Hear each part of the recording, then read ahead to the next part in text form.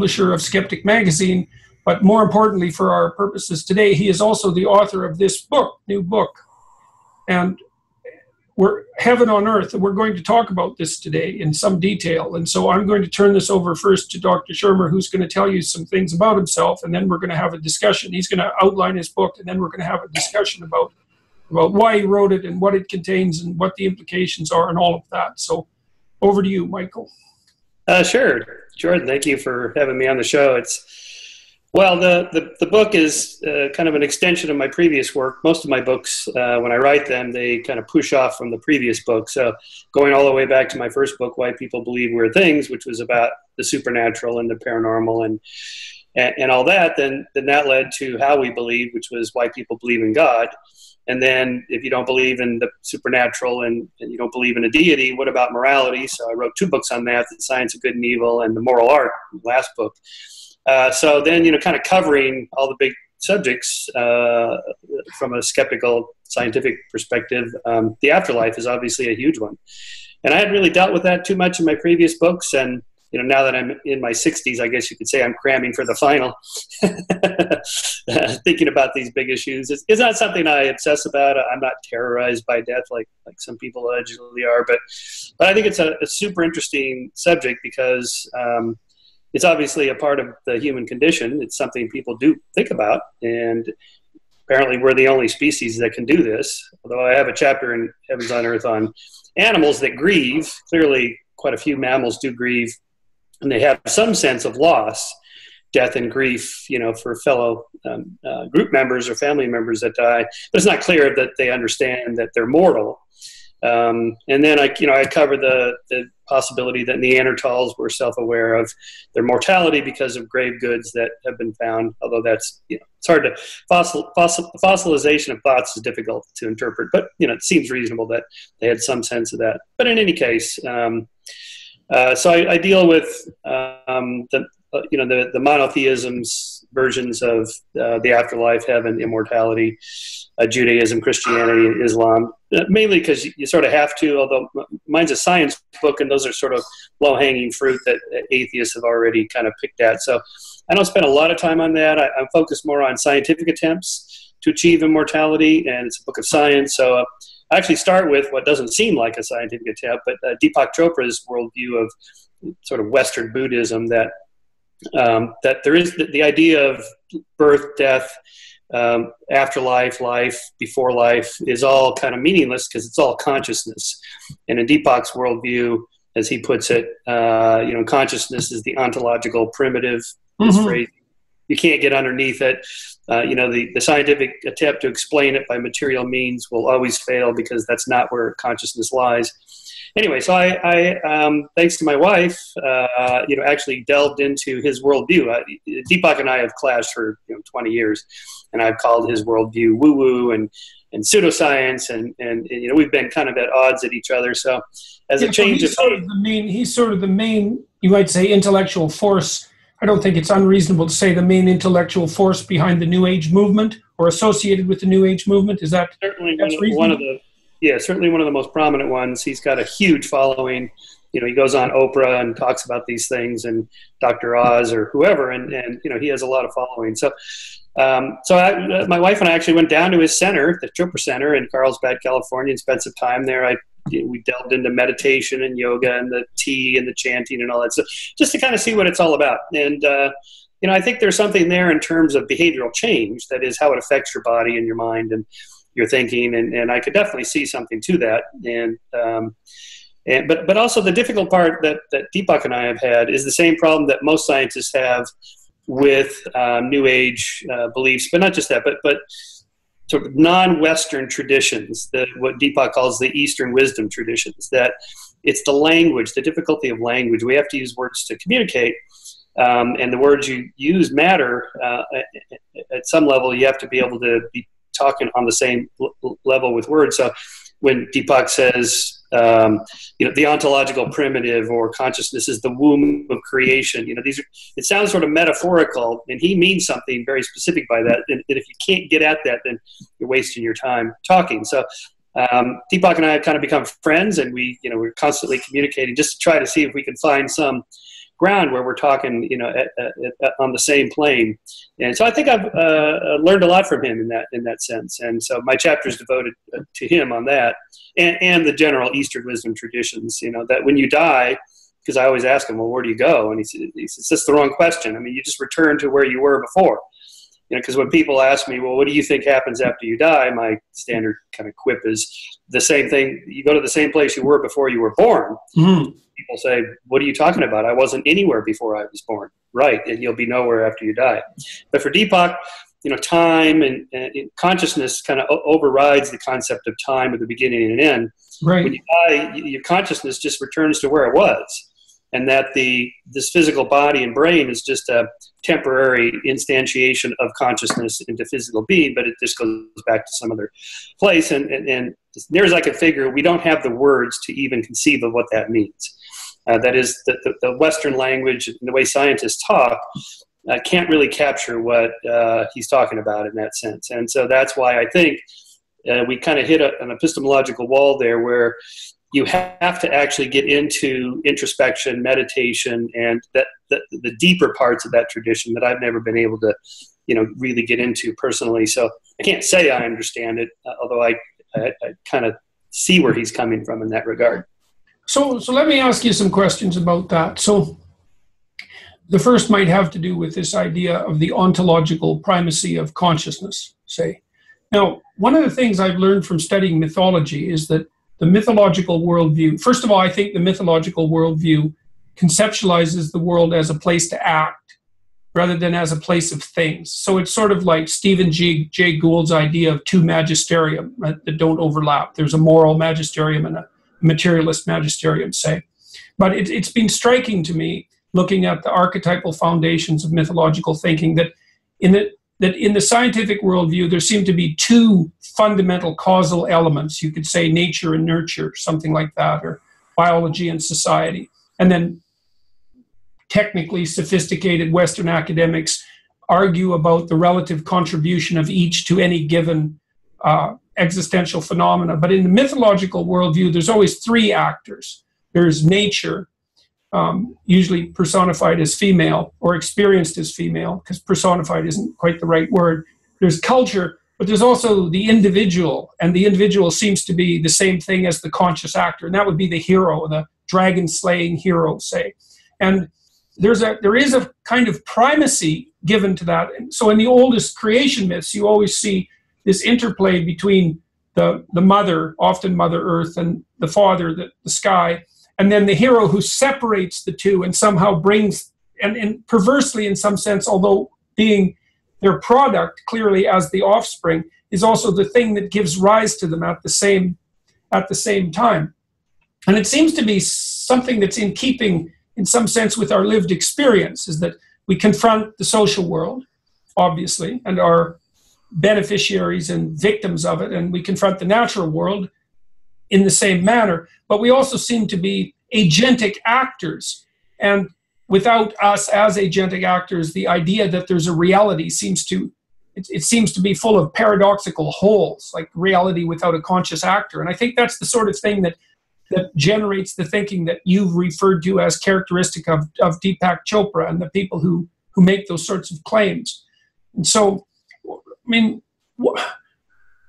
what's your take on consciousness and its role in being? Well, on the one hand, it's everything, because it's what I tell Deepak. What I write about in that chapter is that you're familiar with the anthropic principle. So I call this the weak consciousness principle. That without consciousness, nothing exists. This is one of the points Deepak makes. And for me and you personally, if we're dead or we're not conscious, the world doesn't exist for our brains. It's gone. There's nothing.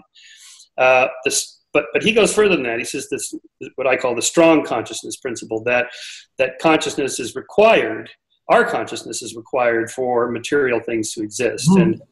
And so there I have a discussion of what Donald Hoffman, the cognitive scientist at UC Irvine, calls his the interface perception theory. I don't know if you're familiar with this, but his analogy is like, your laptop screen here, and you have these icons on the screen, And like the little trash can icon looks like a trash can, but of course there's no trash can. If you open your laptop, there's no trash can in there. These are just kind of icons that represent something that we think of as a trash can. And this gets to the problem of what it's like to be a bat. Famous thought experiment. I can't know if I bolted on some huge ears and I had an echolocation system and the neural processes to process that information and so on. I would have some sense of what it's like to be a bat, but to add everything on to actually be a bat, then I would just be a bat, and I wouldn't even know I was a human wondering what it's like to be a bat. Okay, so at some level, we can't actually know what it's like to be something else. And so again, with Deepak and I and these kinds of traditions like that, we hit this epistemological wall of language. It's difficult to say what you mean by certain things. Yes. Yeah. Well, especially when you get down to the fundamentals of things. Well, it's pretty clear that the things that, so let's look at that user interface idea. So obviously what happens when you're looking at a computer screen is that the complexity of the screen is reduced to a set of icons that can serve as tools. Right. And I think that that's a reasonable way of thinking about how we look at the world, is the complexity. And that's Hoffman's theory, is that natural selection didn't select our brains to record an accurate representation of reality, like a scientific model attempts to get ever closer to what reality is really like. No, natural selection just wants us to escape predators. It doesn't matter what they look like or what the icon is in your brain, a bat's brain, or whatever. As long as you survive, that's all that matters. So this is why we're so easily deceived by illusions and magic tricks and things like that, our brains aren't really wired to represent reality as it really is, whatever that means. And so we could say that without human consciousness, the iconic reality that we inhabit would not exist. Right. Okay. Now, my counter to that slightly is that, as I've told them, so let's say, what's it like to be a dolphin? I don't know. Okay, so some kind of echolocation system. So, and his point is, well, sharks are dangerous, so they avoid sharks. But so the question is, what does a shark look like in a dolphin's brain versus what it looks like in our brain? It's probably quite different, and I really have no idea what a shark looks like to a dolphin. But I do know this: there really are sharks, and they really have sharp things on one end and a tail on the other, and they're eating machines, and you should avoid them. So yeah, that's actually a weakness of the icon claim, I would say, because it looks to me like here's a twist on it. What we see in our conscious experience are functional icons, but they're also low-resolution representations of the things that are actually there. Yes. And I don't think that computer icons are low-resolution representations of the things that are there. They're just functional icons. Now, I might be wrong about that because it's hard to conjure up that analysis on the fly. But the trash can, for example, on your desktop is actually a low-resolution representation of an actual trash can, not a computer trash can, even though it functions the same way. Right. So I like the icon idea, but I think it misses some element of the actual relationship between the perception and the reality. We definitely see in low resolution, which is why we can stand animated pictures like, say, The Simpsons, that where everything is extremely low resolution, but that makes no functional difference to us whatsoever. And we definitely see and hear in low resolution. But I think what we see are something like, instead of icons, they're more like thumbnails that are functional. That's a good analogy. And then, I like it because the thumbnail actually is an unbiased sampling of the actual object, right? Because a photograph is relatively unbiased sample of an object, and you can compress it. You can right. Until it. And what you're doing is blurring out distinctions between different aspects of it without losing the relationship between the parts. It's something like that. Yeah, that's right. Yeah, and in a way, much of science operates at a metaphorical level. That string.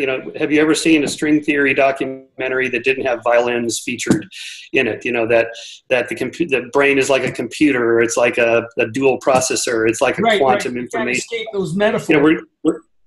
You can't, because we have to talk and we have to transfer the literal meaning of metaphors to move something from here to there in the original Greek. So we're trying to capture some idea that's really hard to get that by something we're very familiar with. So, right. Part of the problem we have too that addresses some of the issues you've dealt with some of your recent conversations with people is we're operating at different levels. So, when Deepak, for example, pounds me with articles about quantum physics that show, the material stuff is really just energy. Atoms are mostly empty space, and so forth. And this table is actually mostly empty space. Okay, this is all true, but we don't live at the quantum level. Right. We live at the macro level, where I'm sitting in a chair and I'm not passing through it, because at this level, it's not the same as at the quantum level. And and I think making that distinction, helps clarify a lot of things. So, like when you talk about the truth to be found in biblical stories or literary stories like Dostoevsky or Shakespeare or whatever, and the materialist scientist says, well, no, I mean something different by truth. It's not that one of you is right and the other is wrong. It's just that these are different levels or different ways of talking about whatever. Well, I like to think about them as different toolkits. Yeah, that's right. Different toolkits. That's right. Yeah, that's what makes me. That's what makes me sort of a classic American pragmatist. Is that I think of these things as tools. And there's a scientific toolkit, and there's a toolkit for action in the world, and they overlap, but they're not the same. So, for example, I call this Alvey's error. Alvey Singer, the character in Woody Allen's film Annie Hall. And there's that funny scene where there's a flashback to where he's in childhood, and he's refused to do his homework, and he's depressed, and his mother takes him to the doctor or psychiatrist, whoever he is. And, okay, why are you depressed, Alvey? He says, because I found out that the universe is expanding. So what? Because if the universe is expanding, then eventually it's all going to blow up and nothing means anything. Right. Mother screams at him, we live in Brooklyn. Brooklyn's not expanding. You got to do homework. Yeah, well, that's a nice observation, I think, too, because okay, let's go back to the conceptualization issue. So one of the things that we've agreed on, and I don't want to lose track of that thread because I think it's useful, is that we do see an iconic reality, and the icons have practical utility, but they also bear some one-to-one correspondence with the thing in itself. And it's low resolution is a nice way of thinking about it. So they're low resolution icons with functional utility. Now, the question would be, and what that makes clear is that without human consciousness, all that disappears. Right. Okay. But then the question is, partly, what is there outside of that functional iconic representation? And so that would be the old question of the thing in itself. And you could say, and I think you could say with some justification, that the thing in itself is in potential something that collapses across time and space, so that it's everything and nothing at the same time, which is, I guess that's an Eastern claim. That's one way of thinking about it. It's a Taoist claim. And I like it because the problem with one of the issues that, and this is associated with the idea of Brooklyn, it's not only does Elvey, is it Elvey or Elvey? Elvey. Not only does Elvey live in Brooklyn, he lives in Brooklyn now. Right. And so it's spatially located and temporally located. Right, and so his mother's objection is, well, don't pick a reference point that makes everything right now irrelevant, which is really good practical psychological advice, because one of the things that leads people down the path of nihilism is this claim that, this observation that you can pick a time frame of analysis that makes your current action useless. Who's going to care in a million years? It's like, so the theist that argues, without God, without some sort of external source for morality and meaning, nothing we do matters, because in 15 billion years, the heat death of the universe or whatever, we don't live 15 billion years from now. We live now, here, and what we do does matter. Like the theist would argue, the Odyssey problem, without God, there's no right or wrong. Whatever Stalin did or Hitler did is perfectly fine because of the heat death of the universe. No, it's not fine, because the people that are suffering in the Gulag Archipelago or in the gas chambers at Auschwitz, they're not thinking about 15 billion years from now. They're living right here, right now. The torturer is really doing wrong by these standards. So again, the level at which we're talking about is everything. And this is why in Heavens on Earth, I'm concerned about the obsession with the people obsessing too much about the afterlife. Not just religious people, but scientists. is what I call the afterlife for atheists. This is, so the core of my book is really about all the cryonics people and the transhumanists and the singularitarians and the extropians and the people that are going to upload your mind into a computer and turn it on. Ray Kurzweil and all these guys, they're almost gurus when you go to these conferences. It's like, we get to live forever. We are the generation that gets to live forever. Yes, and some of them think they're the generation that's going to instantiate the deity in the form of computational entity as well. That's right. I mean, Kurzweil even has a funny line about that. Is there a God? Well, there's going to be pretty soon, as soon as we hit the singularity. Right. And so I've been to these singularity summits, and it reminds me of when I was religious. I used to be an evangelical. I went to Pepperdine University, which is a Church of Christ school. I was really into it, and going to church and all that stuff. And I go to the singularity summit, and it's like, wow, I'm back in church. Right. Here's Ray Kurzweil, like the guru up there, telling us we are the first generation that will live forever. And, Aubrey de Grey, this radical life extensionist scientist, he's on record saying the first person to live 1,000 years is born now, is alive now. Right. So the heaven issue, there's two elements to the heaven issue that we can discuss then. And one is the belief in the existence of heaven. And the other is the positing of heaven as an aim.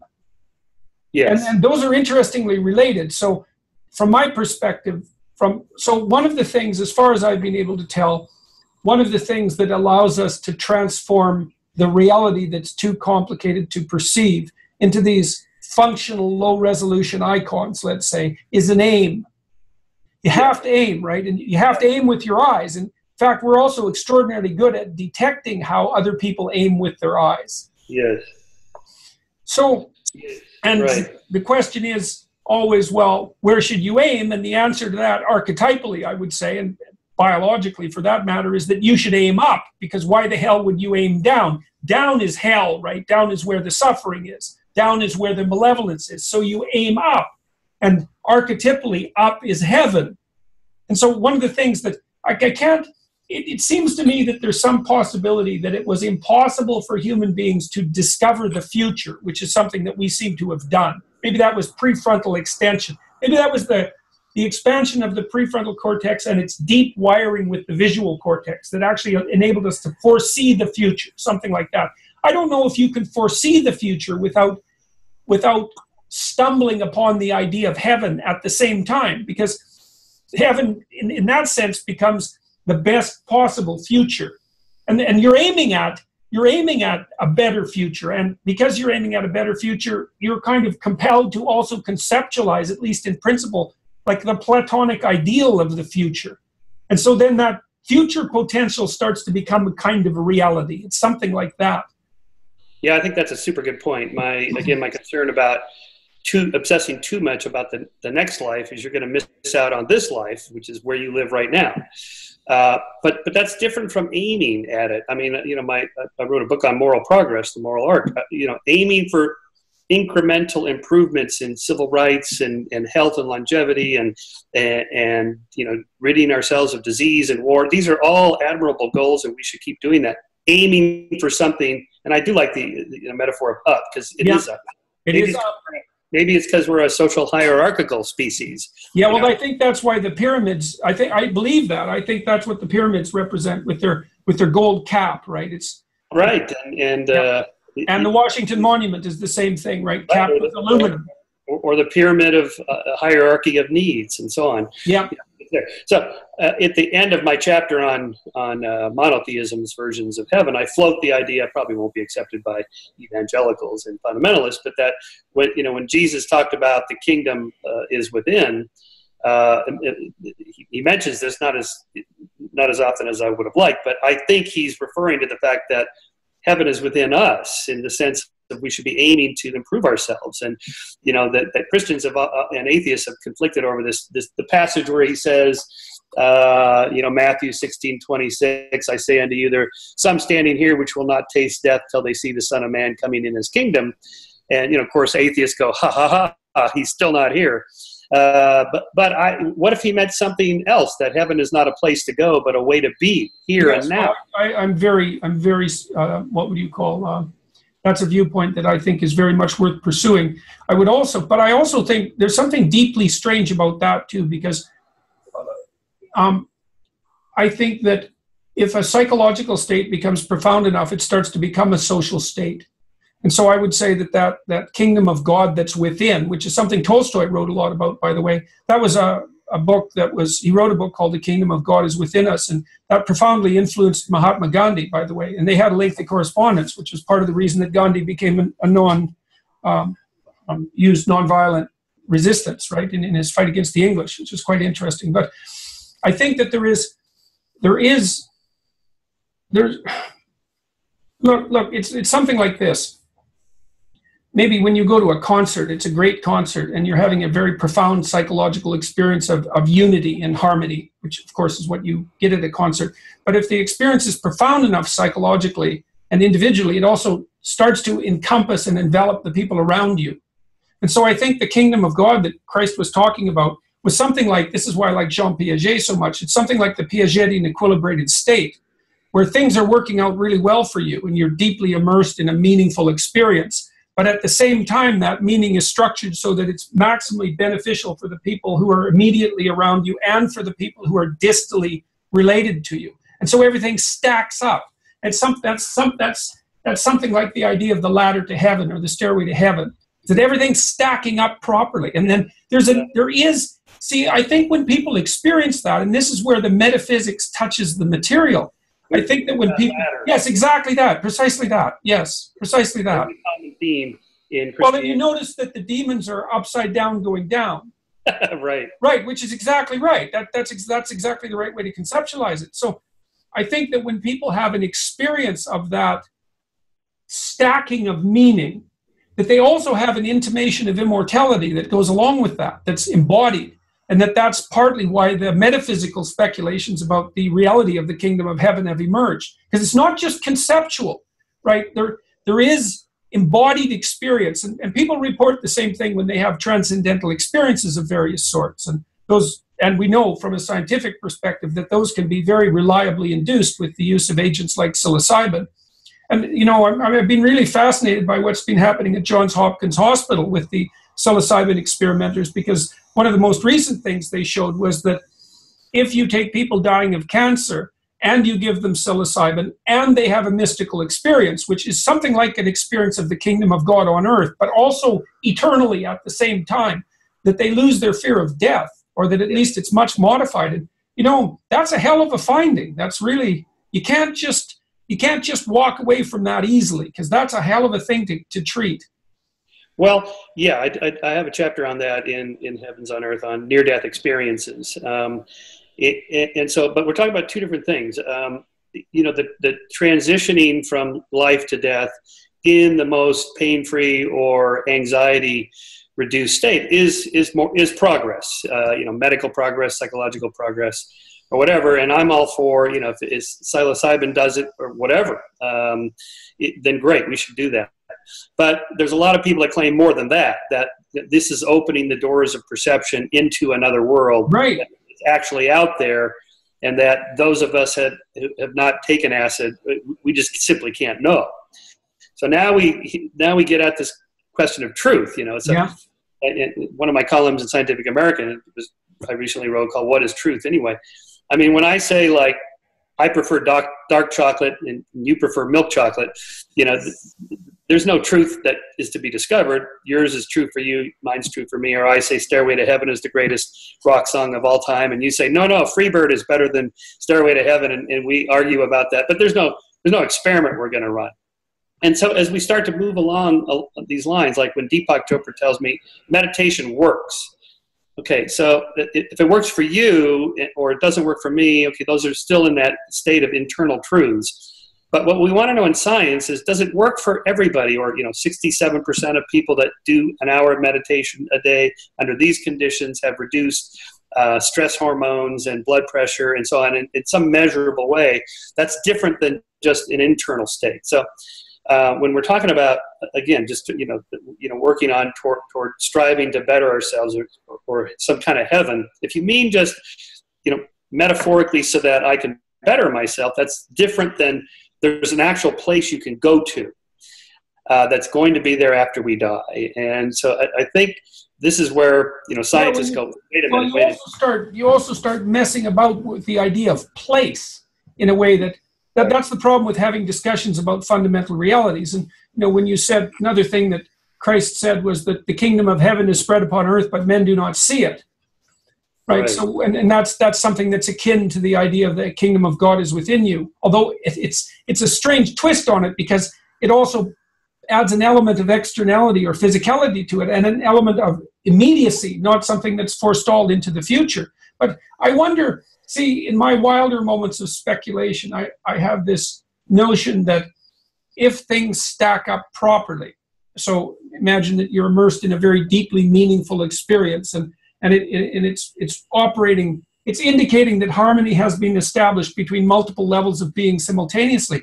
I wonder if that can put you in a place that's profound enough or deep enough so that the structure of time and space itself starts to warp around that.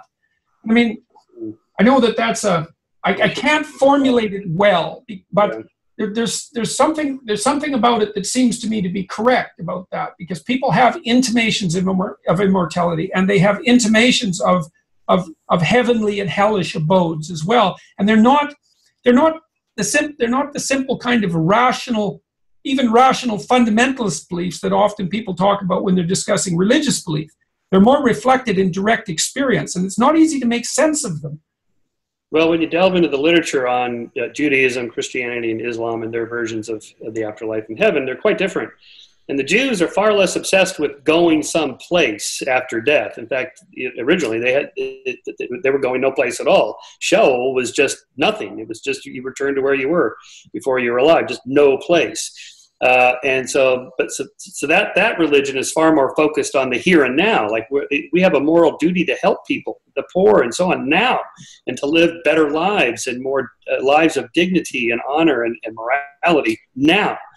And Christianity really started off more like that, then kind of morphed over the centuries, and particularly in fundamentalists and evangelicals in the 20th century, toward this place we're going to go. Right, right after we die. Yeah, you kind of have the schism in Christianity today between the kind of the fundamentalists that are constantly talking about the afterlife and accepting Jesus, and they're focused on missionary work and converting people, versus, say, maybe the Rick Warrens of the world that want to put their money into soup kitchens and helping the poor. And Christians have a moral duty to help those in need, and not so much focused on the next life. And it's funny, because there are real dangers associated with both those kinds of conceptualizations. I mean, you alluded to one danger that was associated with, let's call those who are concerned more with the immediate present, and that's starting to manifest itself in these technological immortalists. They're saying, well, we should transform the nature of being extraordinarily radically right here and now so that we have heaven and immortality here. You think, well, what do we lose by doing that? And that's a question that's really worth asking, because if we're transhuman, then we lose being human. And it may be that we actually don't want to lose being human, even though being human means suffering and malevolence, something like that. It's a very hard question. But then the Christians, this is where Nietzsche went after the Christians with such an axe. He said, well, if you despise the current world and you leave everything to be rectified in the afterlife, then you just abandon life itself, and you're really traitors to life. Right. And so how to steer through those two shoals, let's say, or two cliffs, that's a very difficult proposition. Well, this is my message in the book to the singularitarians and the cryonics and transhumanists and so on is, I'm glad you're working on this problem, but because they say to Shermer, don't you want to live to be 1,000 years? And my response is, look, just get me to 90 without, cancer, and 100 without Alzheimer's, and 110 without being plugged into machines and lying in a bed, because that's not a life. And so I'm glad people are working on, like, what's the best diet, how much sleep should you get, what can we do to improve our memory, and so on. That's all great, and I'm glad more power to them. And I'm glad Kurzweil is now the chief engineer of all Google. I mean, he's got some resources to do something about this. But this focus on living 1,000 years, first of you may miss the little incremental things we can do, but also you're missing out now. There's this film I write about in the book on Ray Kurzweil. It's a little kind of biographical film of him called Transcendent Man. And he's constantly talking about, living forever and so on. And he's obsessed with his father. His father died when he was 51. The father was 51. And Ray was, kind of missed out having a father figure because the father was always working. And Ray was, a real entrepreneur achiever from his teenage years. So he was always working. And the film kind of follows him around collecting everything he can about his father. And he keeps it in the basement of his house. And he wants to resurrect his father in a computer. And it's like, oh boy, Freud would have a field day with this. I'm not a Freudian guy, but there's something going on there. This sort of morose focus on.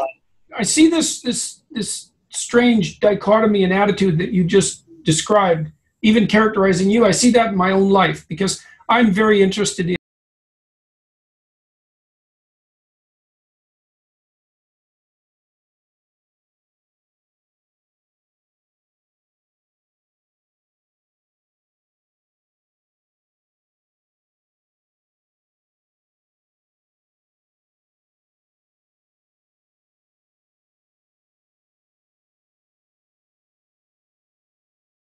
amazing.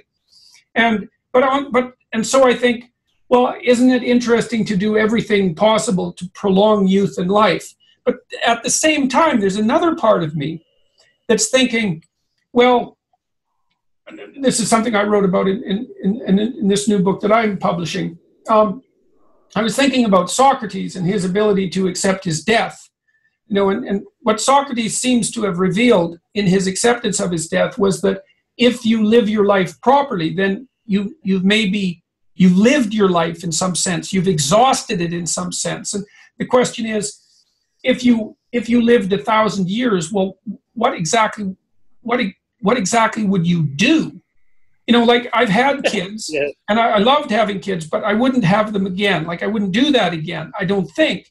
And I have a grandchild, and that's fine, but that's a new thing. And like I've had a career, and I as I get older, the idea of having 10 more careers seems, it's not like I'm not interested in it, but it doesn't grip me the same way that it would have, say, 20 years ago.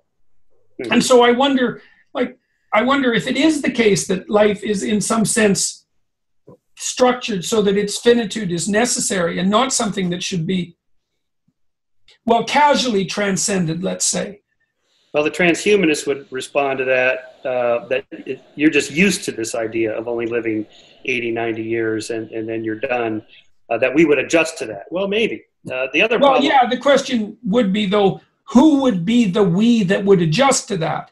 Because... Well, yes, you would no longer be... Okay, to get there, we would really no longer be human. The idea of the transhumanists and the singularitarian people is truly, you're not human anymore. We have brain, like the cochlear implant for hearing is a kind of brain transplant device. Well, they want to ramp that up, and put chips in your cortex, and you'd essentially have Wikipedia in your brain for instant access and so on. And so it would truly bring new meaning to what it means to be human. Okay. Right. So yes. Well, and that's, you could also argue that that's a form of death. Because if you transform yourself so radically that you're unrecognizable, then where's the continuity with what you once were? This is one of the reasons I have some real sympathy, for many reasons. I have many reasons for this, but one of them that I have very much sympathy for the Christian idea that's associated with immortality, of the resurrection of the body. Because the Christians insisted that this is not some sort of abstract life. Like it's not uploaded into a computer. It's not blowing out all of your limitations. Now, you might ask what the resurrected body would be, and of course that's a perfectly fine question, but that doesn't move you around the fact that there was a question that was really to be grappled with there, because what the Christians were trying to do was to have their cake and eat it too, in some sense, and to say, look, there's some absolute utility to the limitation that's imposed upon you by a mortal frame, right? That's the characteristic element of being human, and that perhaps there's a way of having that and transcending it at the same time. Now, what that would look like is obviously by no means well, obvious. I deal with that in Heavens on Earth. I have a chapter on the soul, and post Descartes, Christians became more dualists. Before that, they were more focused on the physical resurrection of the body. There are still some Christian sects today who think that you'll physically be resurrected, but most of them are dualists, and it's just this kind of non-physical thing that goes and is with God and Jesus and so on. But they actually debate this, and so it's the question of identity, the problem of identity. Because you say, well, if you're physically resurrected in heaven, what's there? How old are you? And some of them actually have an answer. You're 30. That's like the ideal age physically, and I suppose mentally, to be 30. And also Jesus was 30, and right. Maybe. Okay. So, but then the question is, and I asked this question for the mind uploaders and the transhumanists. It's like, there is no fixed self. First of all your cells almost all the atoms in your body are recycled about every decade or so. So there is no defined physical self of you. The Theseus ship, you replace all the wood in the ship. We still call it Theseus. Right. It's the pattern. Dissipative structure. That was Schrodinger's term, right? Yeah. So it's the pattern of information that is your memories, your memory self. Okay. Yeah. Okay. That's better. But at what age? Because I have memories now that I didn't have when I was 30. So what happens if I'm resurrected at age 30? Where's all the memories of I'm 63 now. The last 33 years of memories that I want those too. And so you say, okay, you can have all those memories, but wait, the memories I have now at 63 of when I was 30 are very different than the memories when I was 30 of what I was like at that time. And so there's no fixed set of memories even that represents you, because those are constantly edited and changed and reinterpreted. And it's like, okay, now I understand when I had that 10 years as a bike racer in the 1980s, I was just sort of going through doing my thing. And now I see in context what that meant for my life, but I didn't know it at the time. That's true for everything we do. That's why I always laugh when people write memoirs in their 20s or 30s. It's like, how can you write a memoir? You have no idea what you're doing now is going to mean in 30 years. And so, both scientific attempts at immortality or the afterlife or whatever, and religious, they have the same problem. What is up there that's being resurrected? Because there is no fixed self. It's a constantly dynamic, changing system. And then there's one more problem that I deal with, the point of view self, the POV self. There's you and I looking out through your eyes, and you, Jordan, go to sleep tonight, you wake up tomorrow morning and you're groggy for a few minutes, but your point of view returns. And the singularity people, they think, well, we'll copy all your memories and put them in a computer, and then we'll turn it on, and you'll wake up and you'll be looking out through the little camera hole there, like Johnny Depp in Transcendence, and you'll be in there. No, I don't think so. Why would your point of view all of a sudden leap from your current body into the computer? In the same sense that instead of sacrificing your brain and slicing it up and scanning, this is the current thoughts, scanning every synapse.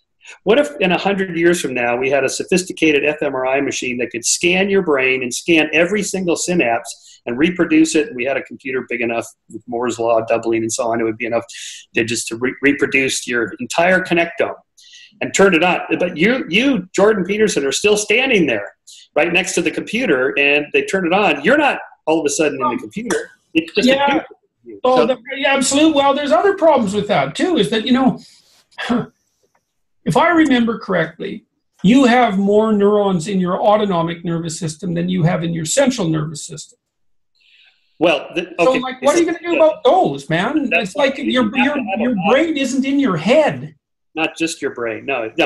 So you have an extended body. So to the cryonics people, they lop off the head. We're just going to clone your body. Okay, this is getting too complicated. You really need the whole body. Yes, well, that's the physical resurrection issue. Is that the idea that, and I think that you put your finger on the flaw in the new immortality crowd. They really are Cartesian. They think of your consciousness as something that's, well, they're confused about it in some sense, because they think of it as a kind of soul, which would be a pattern, and that pattern is only instantiated in the brain. It's like, well, physiologically, that's just not the case. It's like, what about the hormones? What about, there's a lot of things going on in the brain that aren't easily reducible to synaptic patterns, especially when you consider also its connection with the body. And you have to consider that. It's so...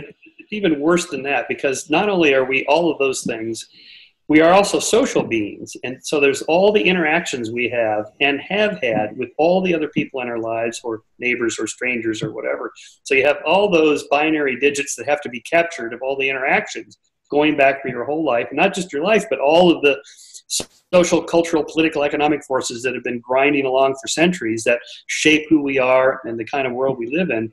You know, if you're going to create a virtual reality, a holodeck that recreates all that, you know, I mean, this would be a huge computer. Essentially, it would be the universe is what you would need. Well, we you end up with a map that's just as big as the territory. That's right. Yeah, that's right. That's a big problem. You wrote a book about that. That's right. Yeah. It's like, what do you do? Fold it away. If you're going to fold it up, where are you going to put it? That's the big problem.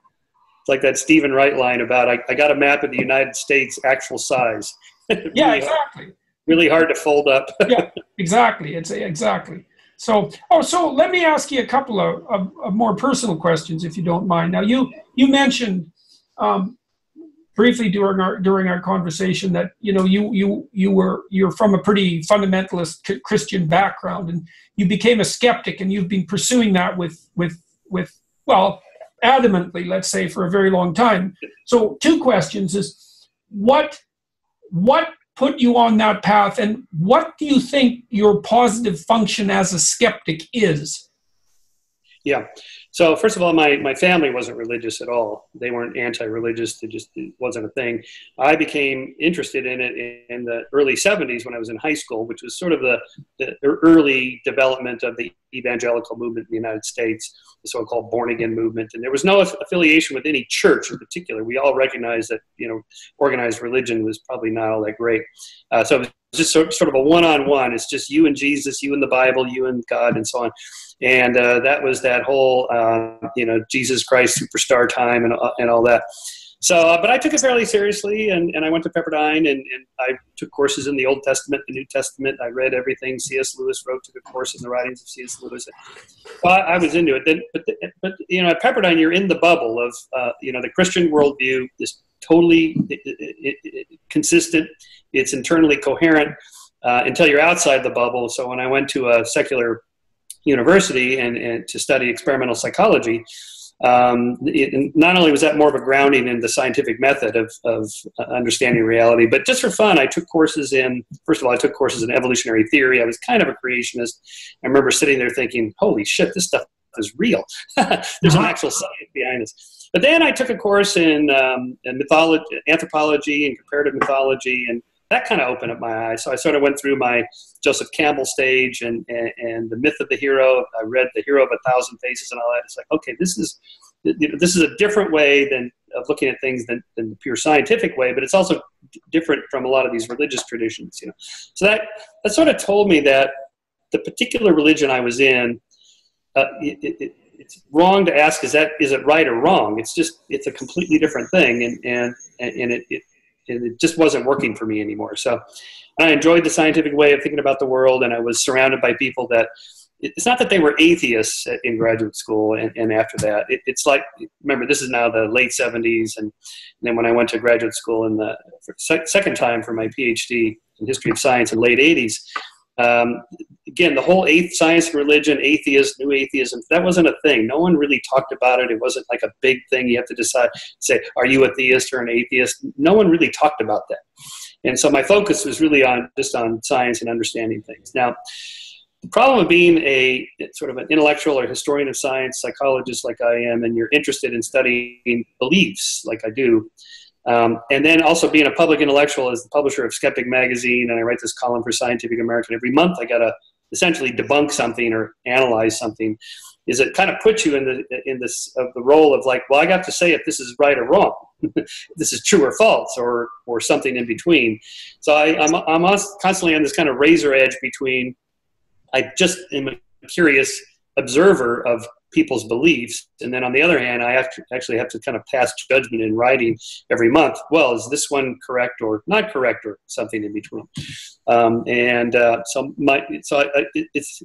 at that different levels. You know, sometimes I'm just talking about people's beliefs. Other times I'm actually kind of forced to say, well, I think this is probably true or probably not true. And I think this is, you know, I listen to tried to listen to that first podcast you did with Sam. So difficult to get through. And again, to me, 2 hours, you were just talking past each other at different levels of, Sam's laser focused on, people behave, they act on certain beliefs. And the obvious one, flying planes into buildings, is because you have a certain belief that leads to that. Yes, that's true. And it would be good if people didn't believe these things that lead them to do those kinds of violent acts. But there's a whole nother level. You can talk about beliefs that have nothing to do with leading to violence or so on. And so to me, it just depends on what's your goal when you're talking about this particular thing right now.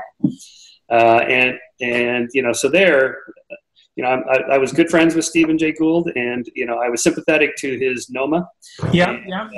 In the sense that, the world's already too tribal. And so if we can call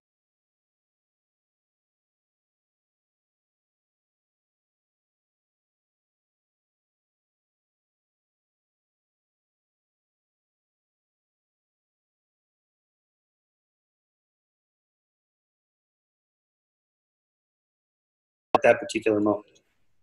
Yeah, well, I mean, the skeptic, when I think of a skeptic, this is a strange leap, of course, but there's a scene in Revelation where Christ comes back, and he comes back with a sword coming out of his mouth, and that's where he divides the damned and the saved. And that's also an image of the Logos, right? The word that brings forth order out of chaos, because partly what you do as a skeptic, it isn't so much that you damn the untrue, is that you rescue the true. And that's really necessary for people, because we need to stand on a rock. And one of the big problems I have with the New Age movement, and I've kind of studied this technically, looking at the way that creative people think, because there are creative people who are critically minded, and there are creative people who are not critically minded. And non-critically minded creativity seems more associated with mental illness and psychopathology.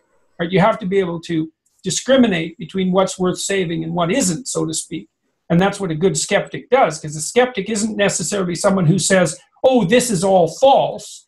A good skeptic is someone who says, oh, look, there's a kernel of truth here, but it's deeply buried under layers and layers of rust and nonsense that needs to be burned away or polished away so that we can get to what's absolutely essential. Right. So back to where you were saying before about striving upwards towards something, that heaven up there, whatever that is. Of course, we don't want to go for utopia, because there's no such place to get to, and that causes catastrophes in history. So, but the idea of making the world a more rational place, this is a good goal, and this is the kind of thing that we do at Skeptic Magazine. What do? We promote science and reason and critical thinking. You write about critical thinking. This is what you do. So we're all working on that, and that's good. I'm always looking. Sorry, go ahead. So when we talk about literature, for example, let's return to the books of the Bible or Dostoevsky, or if we want to make our listeners' heads explode, Ayn Rand and Atlas Shrugged. Why have people by the tens of millions purchased her books? Literary critics say they're awful, they're terrible novels, they're not well written, and her figures are black and white, and her philosophy is wrong. Okay, but you have to ask yourself, why do tens of millions of people love those books? And it's because she's doing something else. She's not trying to describe the world the way it actually is, but the way it could be. And these are the things we've done wrong: communism, socialism, because she came out of that Russian background. And so, her figures like John Galt, these are kind of ideal things to strive for. Yes, exactly. Yeah, well, her figures are archetypal heroes of a certain form. I mean, I think criticism...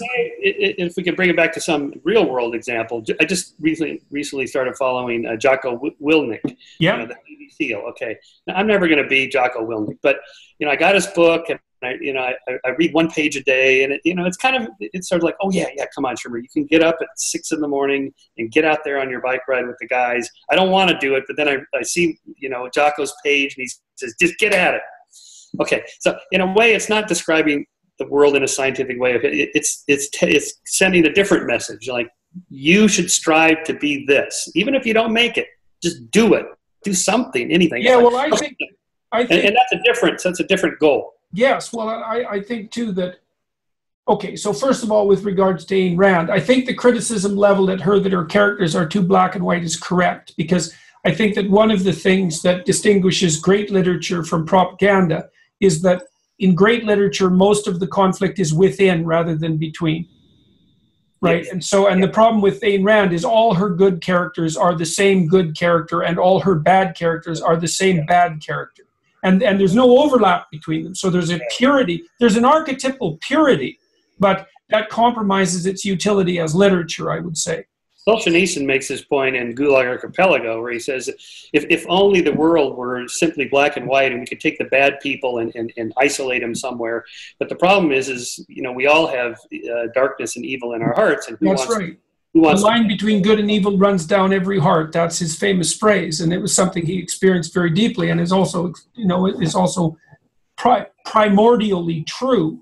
So and that also, scientists analyze literature in this sense? Well, there's a body of literature, evolutionary, literary analysis, in which, Pinker writes about this at the end of The Blank Slate, in which he talks about, when these novels, these sophisticated novels in which the characters are rich and deep, they have all these good characters and bad characteristics and so on, and we can glean from that, in a sense, that the novelists were ahead of the cognitive. This is his point.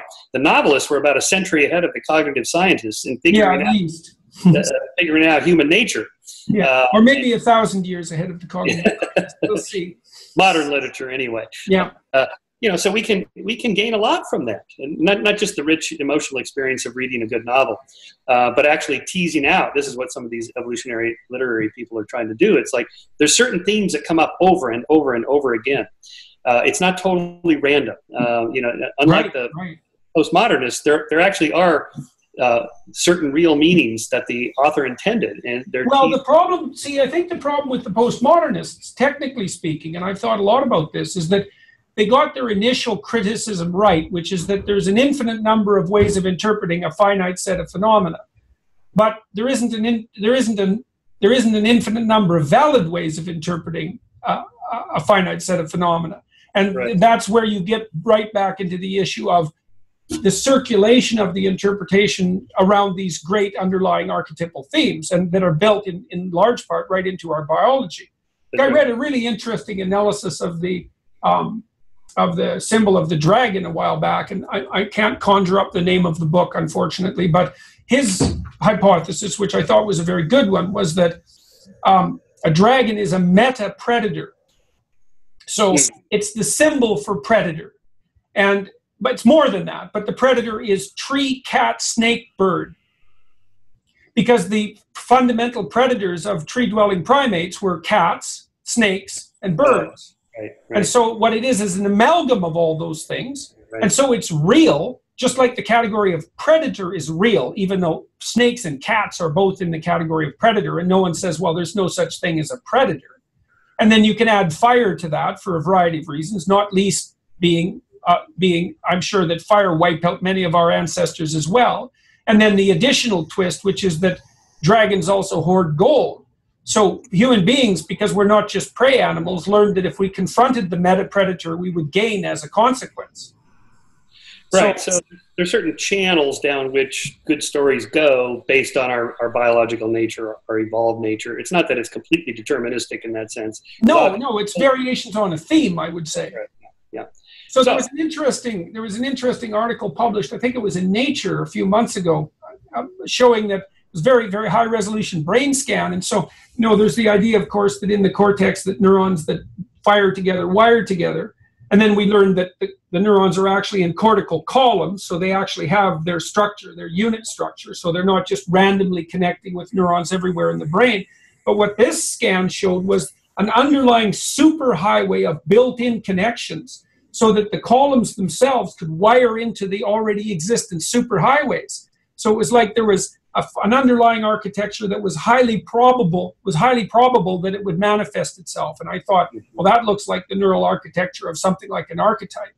Mm-hmm. So, maybe. One of the best arguments for cryonics is that it would be really fun to come back, say, 1,000 years from now, just to see what scientists or scholars are talking about, like of how the brain works. What's the metaphor they're using then that, and they'll look back on us and go, oh, they thought the brain is a computer. How silly. Yeah, right. Yeah, well, I think by the time we come up with a fully material account of consciousness, our notion of what constitutes material will have undergone substantial revision.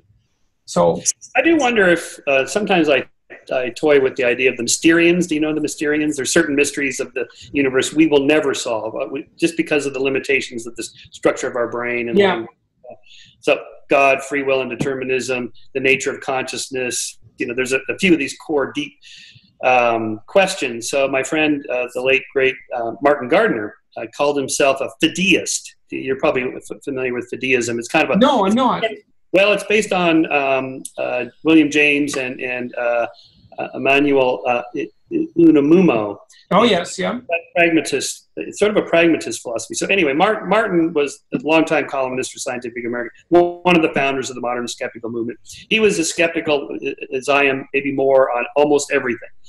But he believed in God, and he believed in prayer and the afterlife and so on, even though he would say to fellow skeptics, yes, I think the atheists have slightly better arguments than the theists, just slightly. But, because you can't determine one way or the other for sure, whether there's a God or not, whether there's free will or determinism, it's okay to, just practically speaking, to just do whatever works for you. This is the pragmatism thing. So he says he prays. He believes that there's some kind of afterlife and that there's something out there, not an anthropomorphic God or anything like that. So he called this fideism. Anyway, so I kind of respected that because he didn't make any truth claims like I can prove this or I'm sure I'm right. He said it's just true for me. And that gets back to that question of what is true. What is truth anyway? If that's all you're saying, it's just true for me, psychologically true, works for me. It's really kind of the end of the conversation. So when I deal with creationists who say, I think the earth is 10,000 years old. Okay, so we have a problem. There is a conflict. Steve Gould's non-overlapping magisterium doesn't apply there. One side is wrong and one side is right when you're talking about, say, the age of the universe or the world. But if you say, look, this is what works for me, having this particular, I'm not claiming I can prove it. It just works for me. Really, what is there to say after that? It's kind of the end of the conversation. And I do think sometimes that when we're talking about like free will and determinism, what do you mean by these words? And well, the devil's always in the details. Right. That's you hit an epistemological wall we can't get past. I'm a compatibilist. I think Dan Dennett. I'm not a philosopher, but those kinds of arguments I think make more sense to me. And in any case, I have what I call a behavioral compatibilism. That is, whatever your position is intellectually on free will and determinism, it doesn't really matter because when you walk out the door, you believe you're making choices. This is the argument that I tried to level at Sam Harris with regards to the metaphysical foundations of his ethics. It's like it's the same sort of thing. And I think Ben Shapiro just went after him on the same grounds, is that I don't care what you say about whether or not you're an atheist, you act like you're part of the Judeo-Christian tradition. And so you think you don't believe, but I think you do. But we have different definitions of what the word believe means.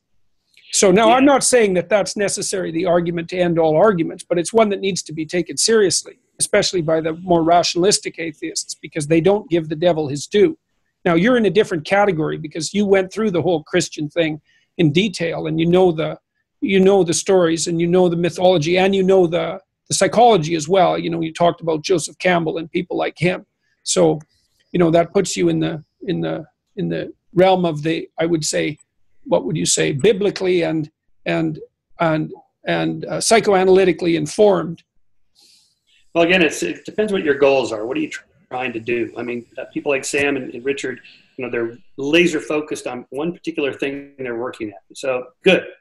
And I'm on board with that. I think, certain belief systems are dangerous. Okay. So it'd be good if we could correct those. But I'm also interested in other aspects of belief. And, that's a slightly different goal. So for example, when I'm talking to Deepak, it's true. Quantum physics says what it says, okay, but at some level I say, Deepak, what's the actionable take home? Why does this? Okay, so let's say the world is completely determined and right down to the last synaptic connection, the particles, whatever. And I really have no choice. Yeah, but so what? I still have to choose to go to work tomorrow, as I tell Deepak, my mortgage is still due next Tuesday. So even if none of this matters, or it's all empty space, or it's all consciousness, so what? That is. I still have to act in the world. I have to act in the world in a way as if I'm making choices, as if I'm responsible for my actions, because I am. Yeah, well, I would also say in relationship to that, there isn't any evidence to me that we've been able to determine how to build a functional society without building those axioms into the substructure of the society. Free will and responsibility. So maybe they don't exist, but if we don't build societies that assume they exist, the societies become unstable unbelievably rapidly. And to me, that's a kind of evidence that they do exist. I mean, even knowing the, say game theoretic model of tilting the incentives to get people to do this versus that, a libertarian paternalism, Dick Thaler calls it, So if you give people a choice architecture where you put the desserts, in the back and in the healthy fruit foods in the front, or you have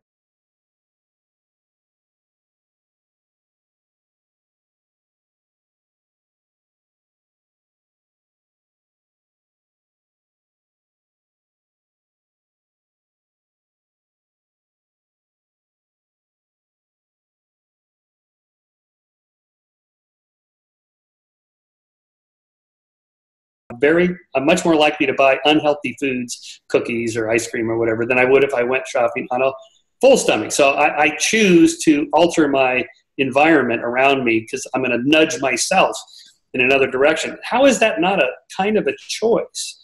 And if you're a determinist, I would say, okay, do you recognize, say, that the addict who is, just totally hooked on heroin or oxycodone or something is different from you and I who are not addicted? Yes, there's a difference. Okay, what's that difference? If it's all determinism, it's tumors all the way down or whatever. That's a good one. What is the difference then between the addict and the not addict? The addict is more determined. Yeah. No, but I think that's a good objection. That's right. What does that as a concept? Yeah, what does that mean? More determined. Right, exactly. So this is why I like Dan Dennett's idea of the degrees of freedom. Yeah. You and I have more degrees of freedom than our dogs, or dogs more than the cockroach or whatever. There's just more variation, and we have one additional component. We're aware about that in terms of time as well. Like, if you're driving, here's a nice way of thinking about the relationship between free will and determinism. Let's say you're driving down the road at 60 miles an hour. Where do you look? And the answer isn't right in front of the car, because you've already run over the thing that's right in front of the car. So you look about a quarter of a mile down the road. And what that means is that you can start to sequence your deterministic actions. And so there's this idea of a ballistic movement. So if I do this, let's see. So you see, I didn't hit my hand when I came down like that. Now, the truth of the matter is that there isn't enough time. So when I release this movement quickly, there isn't enough time for the message to get from my hand to my brain and back to stop my hand as an element of free choice. I have to plan and release the entire movement at once, including the stopping. That's ballistic. And so as soon as I implement that movement, there's no free will. It's like the space that I have choice over has collapsed into a deterministic world. But I think what we do is we look out in the future far enough so that we can sequence our choices and they collapse into determinism as we implement them. It's something like that. And I think that works neurologically too. If you look at how action patterns actually manifest themselves in the brain, it does seem to be something akin to that. That's why I don't make much out of the Libet experiments, for example. Well, Libet himself was a compatibilist. He did not believe in complete determinism. Pinker put it this way in The Blank Slate, that you are part of the causal net of the universe, but you're part of it, and you're making choices that further determine the universe, but they're still your choices, so you are morally accountable for them. I do think the law has evolved nicely along these lines, along the sort of shades of gray, or the... Yeah, I think so too. The law, if you intended to kill somebody versus doing it in an act of rage because, it was just on spur of the moment, you caught your spouse, and you lose your temper, that's different from that. If we find out that for weeks you were plotting this to kill your spouse or whatever. Right. you're going to get a different kind of penalty, and that matches neuroscience pretty well. Yeah, I think so. I think so. Certain things we have more or less control over. So again, more deterministic versus less deterministic. What are you talking about there? You're talking about degrees of freedom. Now, determinists don't like the word freedom. Okay, call it something else. You have more degrees of something, of options in the yeah, choice. well, whatever you end up with as a synonym eventually ends up meaning freedom. Well, I think so. Yeah. The word, I like the word, I use the word. So let's return. I'm going to show your book again here, just so that everybody remembers it. Oh, thank you. And I would like to say, what were you, let's end with this. What were you hoping, or are you hoping to accomplish with this book, apart from clarifying your own thoughts and communicating them? I mean, you've put this message into a bottle and you've launched it out there in the world. What are you hoping for? Really, to everybody, both religious and non-religious or scientists, the message is really the here and now is what counts more than anything else. We don't, again, we live in Brooklyn, not in 15 billion years from now.